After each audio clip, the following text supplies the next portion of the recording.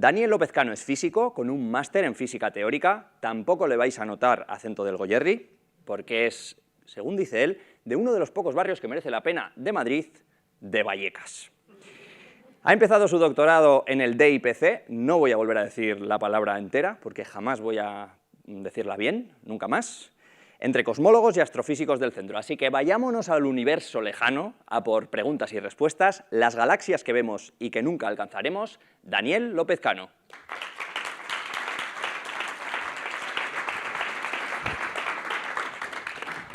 Hola, buenas tardes. Bueno, ya os han contado un poquito de lo que vengo a hablar, que es de galaxias, y cuando hablamos de esto siempre pensamos en escalas muy grandes. Pues bueno, quiero hablaros en particular no de galaxias, sino de la cosmología. En cosmología lo que hacemos es estudiar distancias abrumadoramente grandes, gigantes. Entonces, para empezar un poco a situarnos, voy a empezar hablando de una especie de comparativa de distancias, un poco como ha hecho mi compañero, pero en vez de yendo hacia arriba, vamos a ir hacia abajo. Y como referencia, vamos a coger también la Iglesia del Buen Pastor.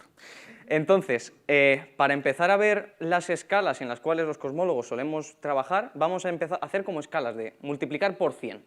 Podemos pensar en un objeto, una raqueta, que sería pues, 30 centímetros, no sé, tampoco juego al tenis.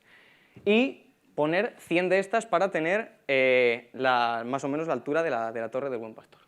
Bueno, pues esta comparación de distancias la podemos hacer ahora si tomamos la distancia entre San Sebastián y Pamplona y multiplicamos esta distancia por 100, que sería aproximadamente, nos daría el radio de la Tierra. Entonces ya un saltito más de distancias.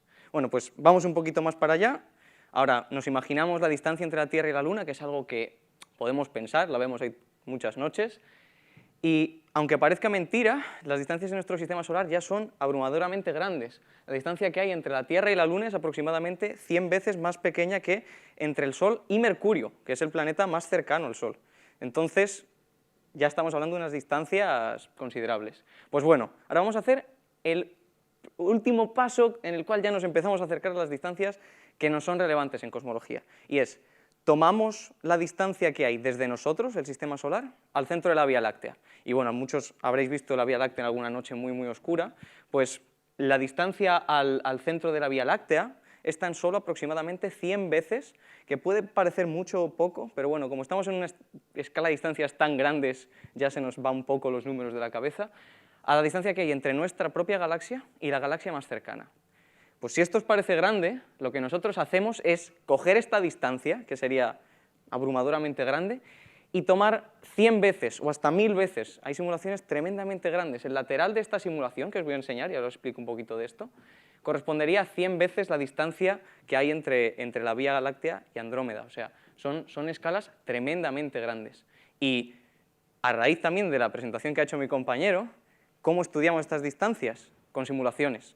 No es que estemos haciendo el universo en el ordenador, pero de alguna forma sí, estamos utilizando un modelo que creemos que es como funciona nuestro mundo, para coger, meterlo en un ordenador y obtener esto. ¿Y qué es esto?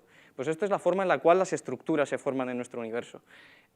Ahí tenéis como la imagen a gran escala, y aquí tenéis como una especie de zoom donde podéis ver que se forman unos objetillos, se juntan, y bueno, esto en el centro de esto que aquí estáis viendo sería donde se formarían galaxias como la nuestra, como Andrómeda o como la Vía Láctea. Pues bien, hablando de estas simulaciones, vuelvo a hacer referencia a los ordenadores. Estas simulaciones son tremendamente costosas de hacer. Para poder hacer la que os he enseñado antes o algo así, con mi ordenador necesitaría dejarlo como 1 año y medio, simplemente ejecutando esa simulación.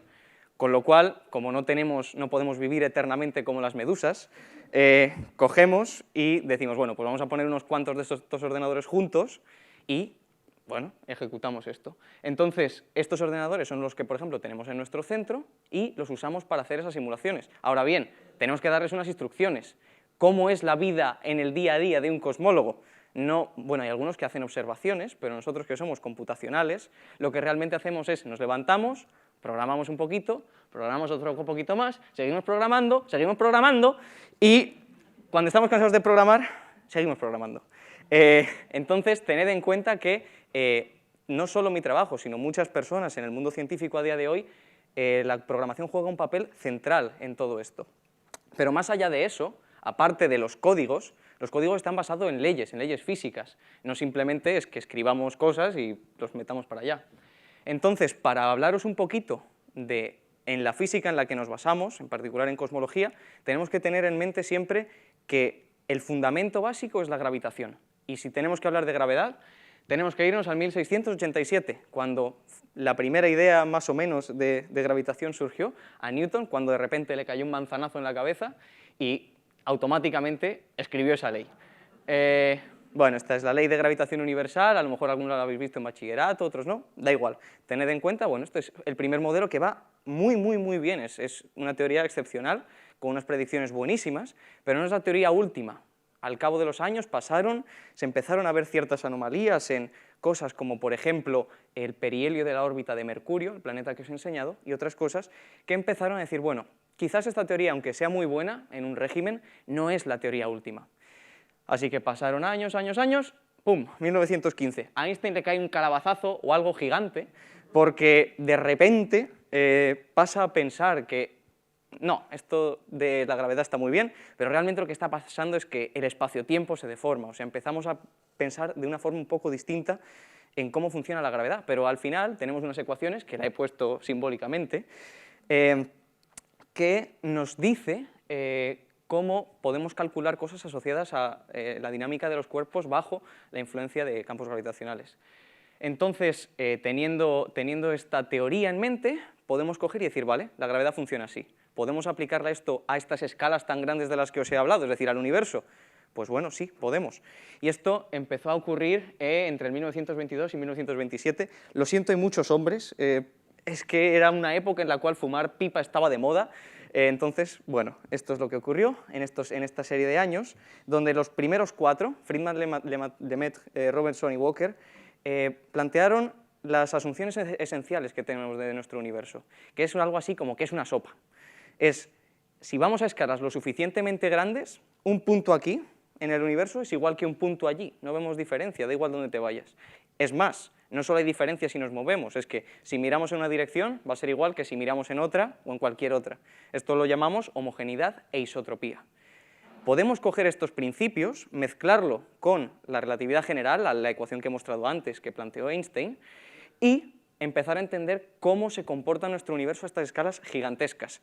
Pero hay que añadir un ingrediente, que es, bueno, se está expandiendo este universo con homogéneo isótropo, se colapsa, se mantiene constante. Bueno, pues para esto tuvo que llegar Hubble en el 1927, puso un telescopio, bueno, él no lo puso, pero utilizó un telescopio y empezó a mirar posiciones de un montón de galaxias. Y lo que se dio cuenta es que, bueno, midiendo la luz que les llegaba, haciendo unas relaciones, podía saber la velocidad a la que estas galaxias se alejaban de la Tierra.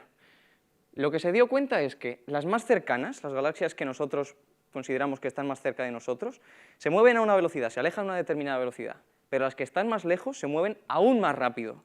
Y esto es lo que nos lleva a pensar que nuestro universo se está expandiendo. Ahora bien, también la primera pregunta que a alguien se le suele, o sea que a mí yo me lo pregunté, es que pues, es como si fuésemos un lugar determinado, somos particulares, ¿por qué todo se aleja de nosotros? Y esto no es así. No es que nosotros estemos en un lugar especial, sino que si estuviésemos en cualquier otra galaxia, también veríamos que el resto también se están expandiendo. O sea, todo nuestro universo se está expandiendo y todo se aleja de todo. Este es el principio básico que a día de hoy asumimos en cosmología. Pero bueno, si además ahora tenemos en cuenta la relatividad general y pensamos sobre esto, tenemos esta imagen donde todo se aleja de nosotros, y aunque hayáis escuchado a lo mejor algunos que nada puede viajar más rápido de la velocidad de la luz, en relatividad general esto es así, pero las cosas son un poco más sutiles. Y si tenemos en cuenta todo, lo que ocurre es que, puesto que el espacio-tiempo se está expandiendo, porque lo que vemos que las galaxias se están alejando de nosotros es una cosa que está vinculada a la relatividad general, lo que tenemos es que localmente esto de la velocidad de la luz, que nada puede sobrepasar este límite, no puede ser así, pero a nivel efectivo en estas escalas sí que pasa, o sea, existen galaxias que nosotros observamos que se están alejando de nosotros más rápido de la velocidad de la luz, es decir, hay una especie de horizonte a partir del cual no podemos ver. Hay galaxias que a día de hoy, a lo que consideraríamos ahora, se están alejando tan rápido que su luz no nos va a llegar nunca, no vamos a poder ver la luz que emiten. Y esto define una especie de horizonte del cual no vamos a poder ver más allá.